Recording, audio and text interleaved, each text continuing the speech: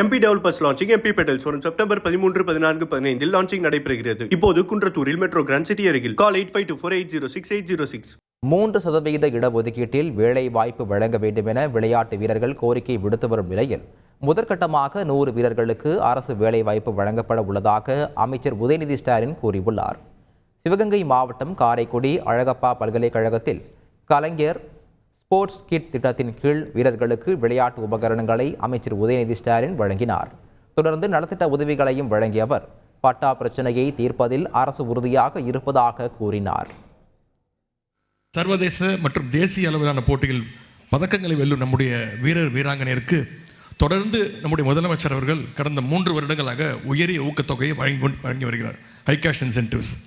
இந்த 3 வருடங்களில் மட்டும் கிட்டத்தட்ட 1300 விளையாட்டு வீரர்களுக்கு ரூபாய் 31 மேலாக உயரிய ஊக்கத்தொகையை வழங்கியிருக்கின்றார் நம்முடைய முதலமைச்சர் அவர்கள். அரசு மற்றும் அரசு பொதுத்துறை நிறுவனங்களில் வேலை வாய்ப்புகளில் விளையாட்டு வீரர்களுக்கு 3% இடஒதுக்கீட்டின் அடிப்படையில் வேலை வாய்ப்பு வழங்க வேண்டும் என்று பல்வேறு வருடங்களாக விளையாட்டு வீரர்கள் கோரிக்கை வைத்து வருகின்றார்கள். கழக அரசு அமைந்த பிறகு மாண்புமிகு முதலமைச்சருடைய சீரிய நடவடிக்கையின் காரணத்தால் முதற்கட்டமாக 100 விளையாட்டு வீரர்களுக்கு அரசு வேலைவாய்ப்பினை முதன்முறையாக வழங்க இருக்கின்றோம் என்பதை இந்த நேரத்தில் பெருமையோடு மகிழ்ச்சியோடு கூறிக்கொள்கின்றேன். பட்டா பிரச்சனை தீர்க்க வேண்டும் என்பது நம்முடைய திராவிட மாடல் அரசு ஆரம்பத்திலிருந்தே உறுதியாக இருந்து வருகிறது.